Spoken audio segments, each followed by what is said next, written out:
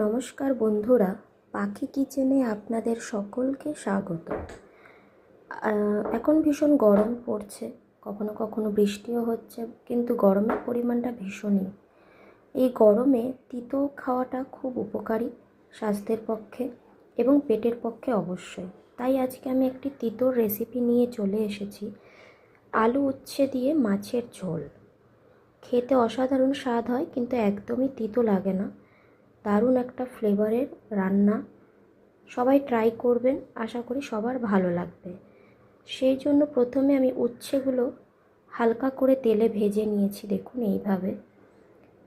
একটা মাছ আমি চারাপোনা মাছ নিয়েছি, যে কোনো মাছই নিতে পারেন আপনারা, অথবা মাছের মাথা দিয়েও করা যেতে পারে। আমি চারাপোনা মাছ নিয়েছি, মাছটাও খাওয়া যাবে।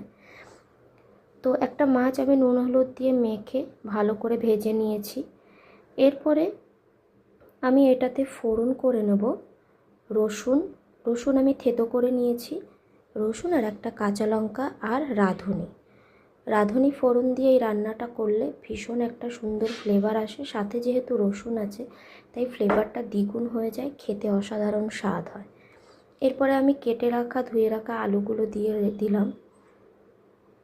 হালকা লবণ হলুদ দিয়ে আমি একটু ভেজে নেব আলুগুলোকে। দেখুন ভালো করে, একটু খুব কড়া করে ভাজবো না, কড়া করে ভাজলে ফ্লেভারটা নষ্ট হয়ে যাবে। আমি হালকা করে ভেজে নেব। ভেজে নিয়ে এর মধ্যে আমি জল দিয়ে দেবো।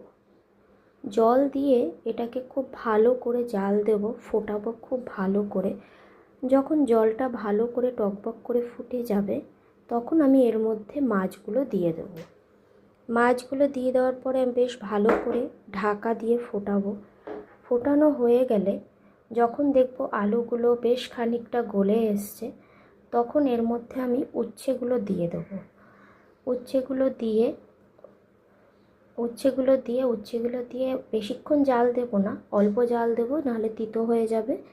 অল্প জাল দিয়ে ঢাকা দিয়ে জাল দেব। তাতে কি হবে, বাকি আলুটাও সেদ্ধ হয়ে যাবে আর উচ্ছেটাও একটু নরম হয়ে যাবে। এগুলোতে বেশি নাড়াচাড়া করা যাবে না, তাহলে তিতো হয়ে যায়। তো আমি জাস্ট একটু ঝোলটাকে একটু মিশিয়ে নিয়ে আমি ঢাকা দিয়ে দিচ্ছি। ঢাকা দিয়ে আমি কিছুক্ষণ জাল দিয়ে নেব। জাল দিয়ে নিলেই দেখুন একদম তৈরি হয়ে গেছে আমাদের আলু উচ্ছের ঝোল মাছ দিয়ে। দারুণ ফ্লেভার এসছে। এইভাবে একবার ট্রাই করে দেখবেন। ধন্যবাদ।